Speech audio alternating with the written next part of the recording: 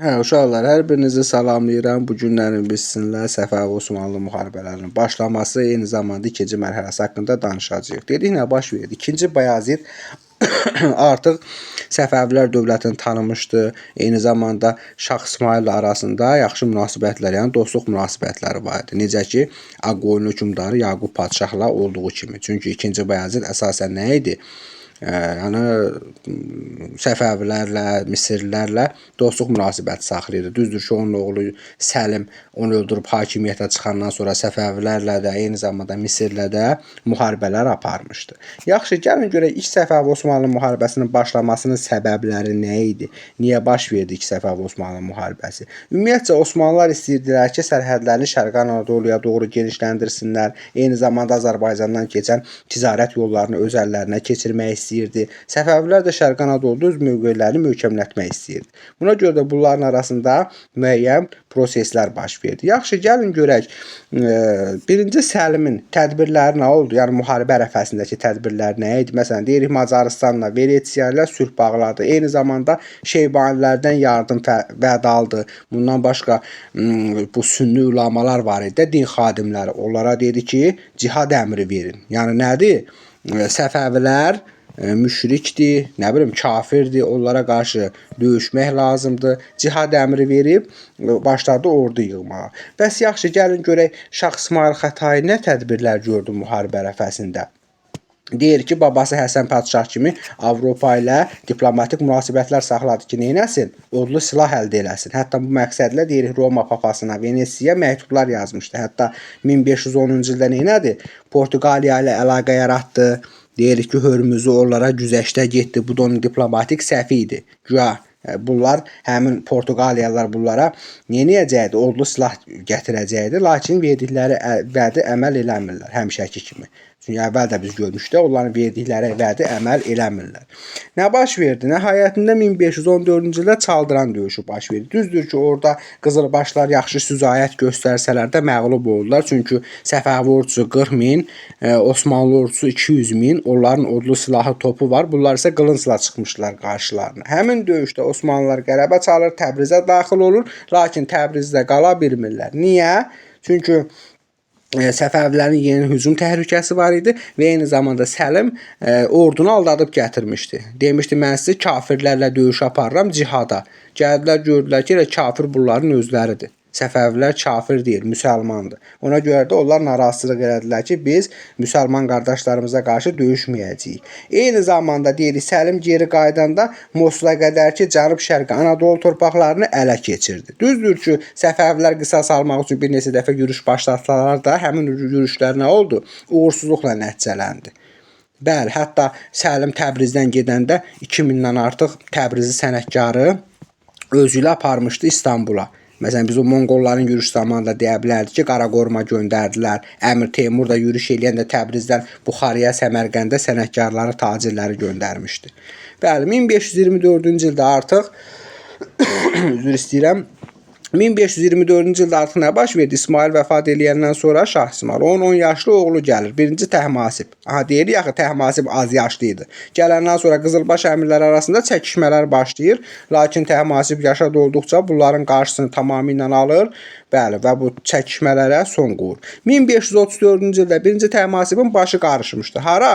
Özbəklərlə müharibəyə. Xorasanda özbəklərlə müharibə aparırdı. Həmin vaxtı Şah 1-ci Süleyman Qanuni Azərbaycana yürüş elədi. 1534-cü ildə. Yaxşı, gəlin görək nə tədbirlər gördü Təhmasib. Çünki biz bilirik ki, Süleyman Qanuninin dövrü Osmanlı dövlətinin ən qüdrətli dövrüdür. Yəni onun qarşısına durmaq biraz çətin məsələ idi. Həmin vaxtı yandırılmış torpaq taktikası tətbiq edilir. Düzdür ki, bu müharibə üçün yaxşı idi, amma dövlətin iqtisadiyyatı üçün, gələcəyi üçün pis idi. Nə idi bax bu yandırılmış torpaq taktikası? Əhalini götürüb başqa yerə köçürürdü. Ərzaqdır, malqaradır, apara bildiklərini aparırdılar, apara bilmədiklərini də yandırıb tələf edirdilər. Eyni zamanda otlaqları da yandırırdılar, su quyularını da doldururdular. İndi bu gəlib buranı tutan adamın atı otlamalıdır, 100 minlik ordudur. Eyni zamanda atı su içməlidir, əskərlər yemək yeməlidir, nə bilim su içməlidir və bunun da heç birisi yoxdur. Boş torpaqlardır deyə yürüşün qarşısını alırdı. Gəlir, Təbrizi ələ keçirir, lakin qala bilmir burada. Çünki qış yaxınlaşırdı, ərzaq yox idi, əhali müqavimət göstərirdi. Bu məsələ odur ki, 1534-cü ildəki yürüşündə möhkəmlənə bilmədi. Lakin geri dönərkən deyir ki, Bağdad da daxil olmaqla Ərəb İraqını tutdu Süleyman Qanuni. Yaxşı, gəlin Süleyman Qanuninin ikinci yürüşündən danışaq. 1535-ci ildə idi. Bəli, bu dəfə deyir ki, Təhmasib hərbi strateji tədbirlər gördü, əhalini Təbrizdən köçürdü, yenə də yandırılmış torpaq taktikası tətbiq edir də. Sahələr yandırır, suvarma kanallarını, kəhrizlərdir, bunları bağlatdıdır. Gəlir düzdür, Təbrizi tutur Şah Süleyman Qanuni. Təbriz hardaydı bu da? Aha, burada. Təbrizi tutur. Sultaniyə doğru irəliləyəndə deyir, yolun qarşısı alındı. Və yenə də Azərbaycan də tərk elədi. Burada qalanmadı. Niyə? Çünki aclıq var idi, ərzaq yox idi. Eyni zamanda orduda natəməzlikdən deyirik taun xəstəliyi yaranmışdı. Necə ki, Bərdən gəldi tutdu. Slavyanlar 944-cü ildə taun xəstəliyinə görə tərk elədilər. Bunlar da taun xəstəliyi tutub ölkəni tərk edirlər. Yaxşı, birinci Süleymanın 3-cü yürüşündən danışaq. 1548-ci ildə olmuşdu. Dedik, nə baş verdi? 1547-ci ildə Şirvanda qiyam qaldırır Təhmasibin qardaşı Əlqas Mirzə. Çünki 1538-ci ildə Şirvanşahlar dövlətinin süqutu uğradanda neynədir? Götürdü, qardaşı Əlqas Mirzəni ora hakim təyin eləmişdi. Bəli, qardaş da bir müddətdən sonra, güclənəndən sonra deyirik ki, artıq qiyam qaldırır və həmin onun qiyamı yatırılır. Əlqas Mirzə qaçır hara?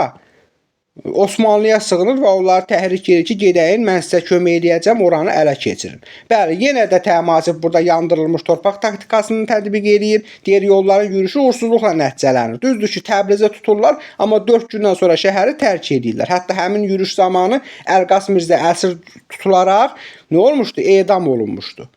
Hətta geri qayıdanda deyir ki, Təhmasibin oğlu İsmail Mirzə onları təqib elədi, Qars qalasını geri aldı, Ərzuruma qədər irəlilədi. Hətta 1552-ci ildə Təhmasib dedi, nə qədər bunlar hücum eləyəcək? Bu dəfə də biz hücum eləydik. Əks hücuma keçdi. Getdi neynədir? Şərq Anadoluydu. Eyni zamanda Muşa qədər ərazilər tutub dağıtdı. Niyə dağıdır? Çünki bu istəyirdi ki, Sultan Süleymanın keçəcəyi ərazilər keçilməz olsun. Biri var Muşdan, Şərq Anadoludan keçib gəlib Təbrizə çatacaq. Bir də var ki, o yürüşə başladığı yerdən azlıq səfalət olsun. Bir növ orada yandırılmış torpaq taktikası tətbiq elədi. Yəni tutub yandırıb pis vəziyyətə qoyub qayıtdı gəldi. Aha, 4-cü yürüşünə vaxt olur 1554-cü ildə. Yenə də ənənəvi olaraq yandırılmış torpaq taktikası tətbiq olunur. Bəli, Osmanlı ordusu gəlir İrəvandı, Naxçıvandı, Qarabağdı. Bu ərazilərdən də artıq əhalini köçürür başqa yerə. Düzdür ki, Süleyman Qanuni Naxçıvanı tutur, yandırır. Lakin nə oldu? Buğurt yaxınlığında döyüş baş verdi. 1554-cü ildə həmin Buğurt döyüşündə bu Osmanlıların ən qüdrətli olduğu bir dövrdə onları məğlubiyyətə uğratdılar. Və nəhayətində 1555-ci ildə Amasya sülhü bağlandı. Bəli, Amasya sülhünün şərtləri nə idi? Deyirik ki, bax bu Gürcüstan iki hissəyə bölündü. Qərbi Gürcüstan verildi Səfəvilər, daha doğrusu Osmanlıya, Şərqi Gürcüstan qaldı Səfəvilərə. Eyni zamanda bütöv Azərbaycan ərazisi qalır kimin əlində? Səfəvilərin əlində. Amma Qərbi Gürcüstandı, Bağdad da daxil olmaqla Ərəb İraqı da qaldı Osmanlıların tərkibində. Bu zarafat məsələ deyil də. Yəni Osmanlıların ən qüdrətli bir dövründə bu əraziləri əldə saxlamaq Təhmasibin nə qədər strateq olduğunu göstərdi və hətta neynədir? Paytaxtı belə dəyişdi. Deyir, bu nə paytaxtı ki, gəlib gedən paytaxta daxil olur. Götdü paytaxtı Təbrizdən Qəzvinə, yəni bax bura cənuba, ölkənin daxilinə doğru çəkdi 1555-ci ildə. Gəlin danışaq vahid dövləti yaratmasından. Bəli, deyirik 1535-ci ildə 2-ci Xəlullah öləndən sonra Şahrux gəldi hakimiyyətə. Şahruxun dövründə də qarışıqlıq var idi. 1538-ci ildə Təhmasib qardaşı Əlqas Mirzəni göndərir, dövləti süqutu uğradır Şirvana. Bəli, Şirvana yürüş edir, deyirik Buğurt qarası tuturdu, xəzinə ələ keçirildi, Şahrux apar edam olundu. Eyni zamanda Şirvanşahların o yerli əyanların nə qədər mal mülkü var idisə müsadir olundu və 1382-ci ildən 1538-ci ilə qədər Dərbəndilər sülaləsinin hakimiyyəti idi. Dərbəndilər sülaləsinin hakimiyyətinə son qoyuldu. Şirvanşahlar dövləti süqutu uğradıldı və bəylərbəylik yaradıldı. Şirvan bəylərbəyliyi. Şirvanın ilk bəylərbəyi kim olur? Əlqas Mirzə olur. Bəli, hətta Əlqas Mirzə deyir 1547-ci ildə qiyam qaldırır. Onun qiyamı yatırılır, qaçır İstanbula. 1548-ci ildə Qanuni ilə bunların da 3-cü yürüşündə iştirak edir. Hətta həmin vaxtda deyir tutulub edam olundu. 1551-ci ildə də nə baş verdi? Şəki hakimliyi tabidir. Yəni Dərviş Məhəmməd öldürülür. Əlqas Mirzə Laxış eləmişdi, o müdafiə eləmişdi. O öldürülür. Toyğun bəy Qacar deyirik ki, ilk Qızılbaş hakimi oldu Şəkinin. Bəylərbəy yox ha hakimi. Bəylərbəy Şirvanşahlardaydı. Bəli, yəni bir növ vahid şəkildə birləşdirdi Azərbaycanı 1551-ci ildə Şah İsmayıl Xətai tərəfindən. Aha. İndi danışırıq bunların 2-ci Səfəvi Osmanlı müharibəsindən, yəni 2-ci mərhələdən danışırıq. 1-ci Təhmasib böləndən sonra nə olur? Deyirik ölkədə sabitlik pozulur. Şahın oğlanları var idi. İsmail Mirzə, Heydər Mirzə, Məhəmməd Xudabəndə. Bunlar arasında hakimiyyət uğrunda mübarizə gedir. Hətta deyirik ki, Heydər Mirzə Rasxoda gedir. Ustazlı tayfası onları müdafiə eləyirdi. İsmail Mirzə qələbə çalır, 2-ci İsmail adı ilə taxta oturdu. Düzdür ki, çox olmur taxta 1576-77-ci ildə, yəni 1 il hakimiyyətdə olur. Bunun ağıl dengisi itmişdi. Çünki 20 il sroku var idi. Heç bir günahı olmadan bunu şərləyib 20 il atasının sağlığında türmə həyatı keçirmişdi. Amma nə oldu? Artıq başladı buna da bir növ insanlara qarşı qəddarlıq nümayiş elətdirirdi. Hətta deyir ki, mərkəzləşdirilmə siyasəti yürütdü, çoxlu kütləvi cəza tədbirləri həyata keçirdi. Bu da onun düşmənlərinin sayını artırdı. Sui-qəsd nəticəsində də öldürüldü. Hətta biz bunu da deyək ki, bu vahid din, vahid ümmət yaratmaq istəyirdi. Yəni Sünni Şiə məsələsinə qarşı mübarizə aparırdı. İndi biz deyəcəyik ki, 2-ci İsmaillə Nadir Şah Əfşarın oxşar xüsusiyyəti nə idi?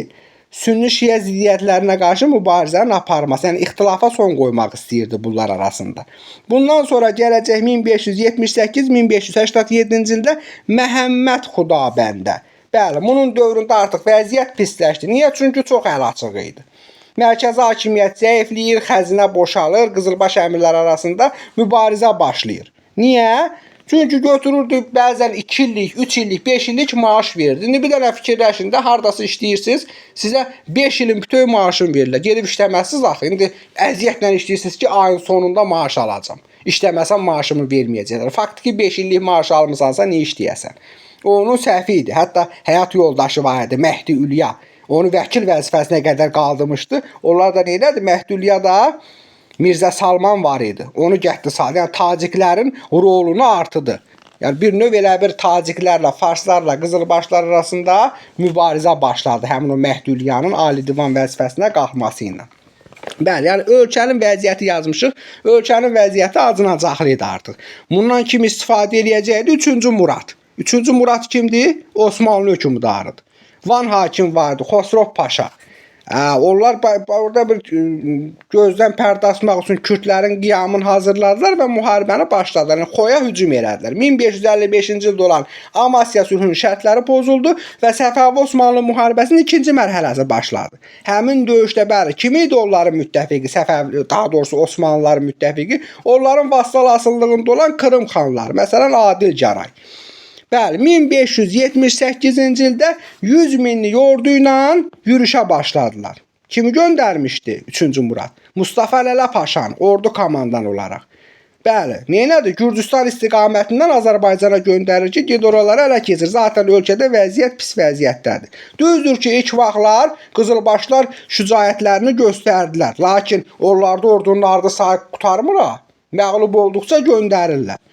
Bəli, deyirik ki, 1578-ci ildə Çıldır göl ətrafında Çıldır döyüşü baş verdi.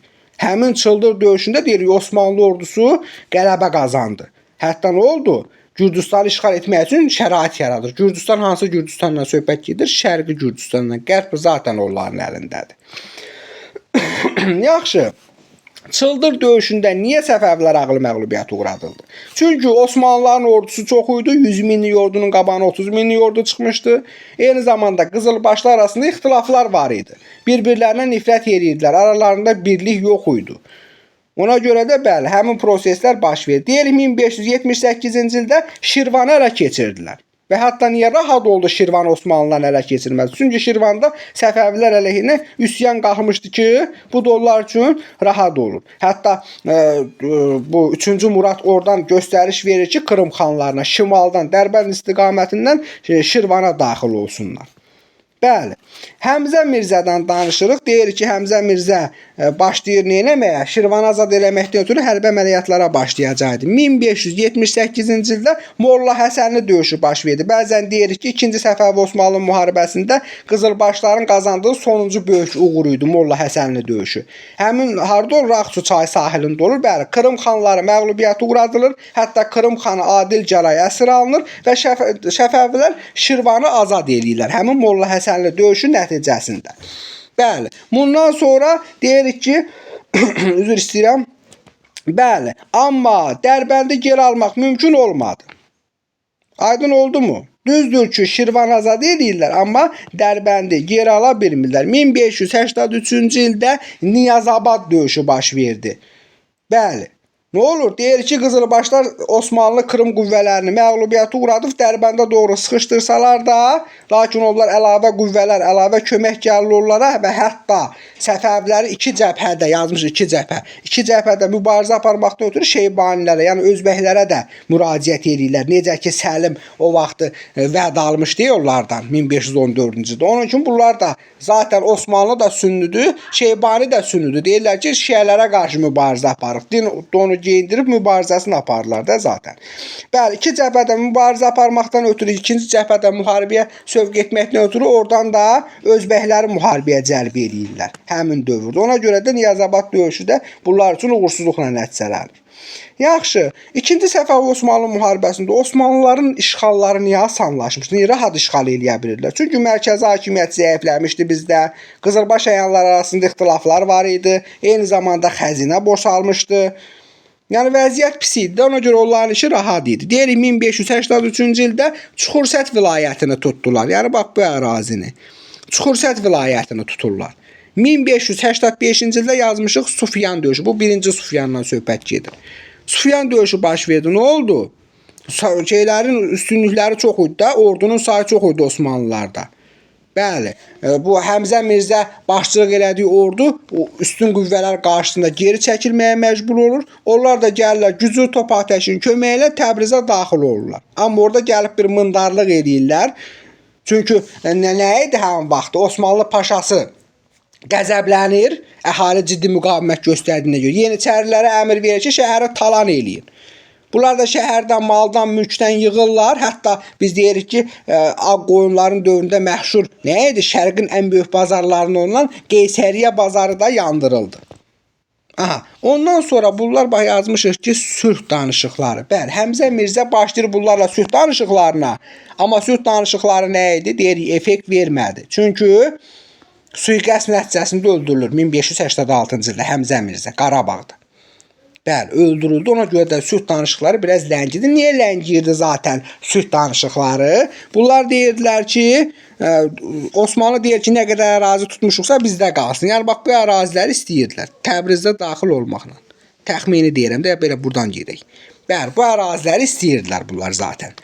Çünki deyirdilər ki, tutmuşuq bizdə qalsın. Həmzə Mirzə də deyir ki, nə qədər tutmuşsunuzsa sizin olsun, bir dənə Təbrizi qaytarın. Çünki Təbriz həmin vaxtda Azərbaycanın başı idi də.